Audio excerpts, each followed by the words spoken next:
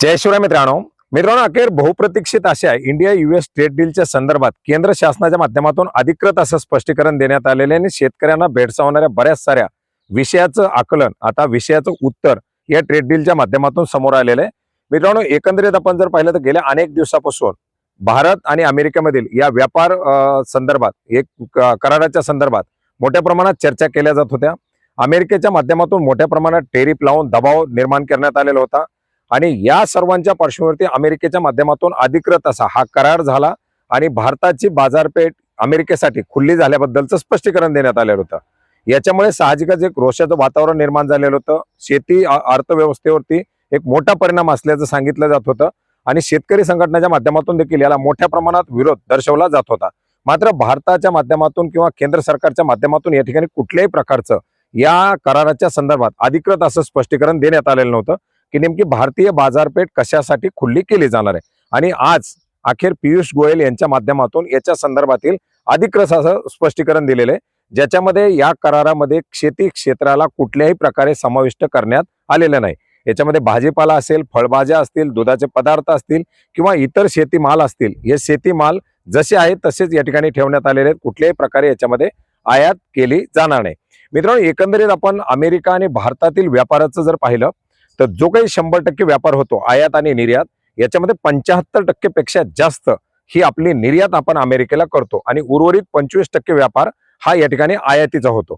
आता याच्यामध्ये पाहिलं तर मोठे केमिकल असतील, खताचे जे काही रॉ मटेरियल्स असतील, इतर वेगवेगळे केमिकल असतील, क्रूड ऑइल असेल, अशा प्रकारच्या पदार्थांची अमेरिकेकडून आपण आयात करतो। मोठ्या प्रमाणात आपले शेतमाल असतील किंवा मोठ्या प्रमाणात आपले इतर विविध बाबी जे आहेत ते आपण अमेरिकेला एक्सपोर्ट करतो, ज्याच्यामध्ये मत्स्य व्यवसायाच्या रिलेटेड असतील, इतर बऱ्याच साऱ्या बाबी येतात आणि हा एक व्यापार भारतातील निर्यातदारांना नक्कीच खुला होणार आहे।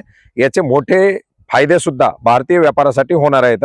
आता याच्यामध्ये काय काय वगळण्यात आलेले आणि काय काय समाविष्ट आहे याचं स्पष्टीकरण सुद्धा केंद्र देण्यात आलेलं आहे। याच्यामध्ये आपण जर पाहिलं तर मिक्स्ड व्हेज जे काही बनवलेले पदार्थ असतील, ज्याच्यामध्ये केचप असतील किंवा जॅम असतील, अशा पदार्थावरती कुठल्याही प्रकारचं कन्सेशन नाही। मशरूम, कोकुंबर्स असतील, बीन्स असतील किंवा बटाटे असतील, याचप्रमाणे रताळे ज्याच्यामध्ये स्वीट पोटॅटो, काबुली चना, याचप्रमाणे इतर जे काही लसण असेल, कांदा असेल, अशा बाबींना सुद्धा जे कुठल्याही प्रकारचे या ठिकाणी कन्सेशन दिले जाणार नाहीत। आता फ्रूट मध्ये पण पाहिलं तर आपण संत्रा असेल किंवा इतर जे काही वेगवेगळी फळं येतात, याच्यामध्ये द्राक्ष असतील, लिंबू असेल किंवा विविध प्रकारचे स्ट्रॉबेरी वगैरे फळं असतील, ही फळं सुद्धा याच्यामध्ये समाविष्ट करण्यात आलेली नाहीत। याचप्रमाणे जव, ज्वार, तांदूळ, मका, त्याचप्रमाणे रागी असेल, गेहू असेल, खोबरा असेल, बाजरा असेल, कांगणी, मैदा, आटा गव्हाचा किंवा इतर जे काही पीठ असतील तसे पिठाच्या स्वरूपातील आटे, हे सुद्धा याच्यामध्ये समाविष्ट करण्यात आलेले नाहीत। महत्वाचं असं होतं म्हणजे डेअरी प्रोडक्टमध्ये दूध असेल, क्रीम असेल, योगर्ट, बटर मिल्क, मक्खन, घी, चीज, बटर ऑइल, पनीर आणि त्याचे जे काही वेब प्रोडक्ट असतील, असे पदार्थ सुद्धा याच्यामध्ये समाविष्ट करण्यात आलेले नाहीत। आता मसाल्यामध्ये काली मिरची असेल, लवंग असेल, सुकी मिरची असेल, दालचिनी, धनिया, जिरा, हिंग, अद्रक, हळदी, अजवाईन, मेथी, चरकमर्द, कैसिया, सरसो, राई, भुसी असले मसाले पदार्थ जे आहेत, हे मसाले पदार्थ सुद्धा या डील मधून वगळण्यात आले। तर याच्यामध्ये समाविष्ट काय काय असणार आहे, ज्याचा मोठ्या प्रमाणात निर्यात केली जाते।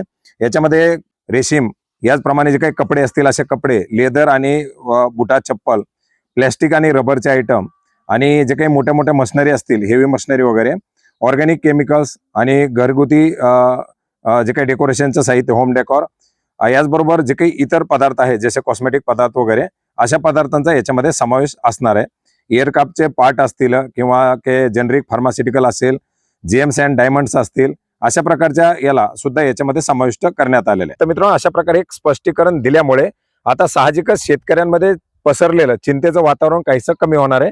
हा करार लवकरच समोर येईल आणि त्याच्या संदर्भातील जे काही अधिकृत बाबी असतील किंवा कुठे कसे टेरिफ लावले जाणार आहेत, कुठली बाजारपेठ कशी खुली केली जाणार, हे आता समोर येईल आणि याच्या संदर्भातील आणखीन काही डिटेलली अपडेट आल्यानंतर ते अपडेट सुद्धा आपण नक्की जाणून घेण्याचा प्रयत्न करणार आहोत। धन्यवाद।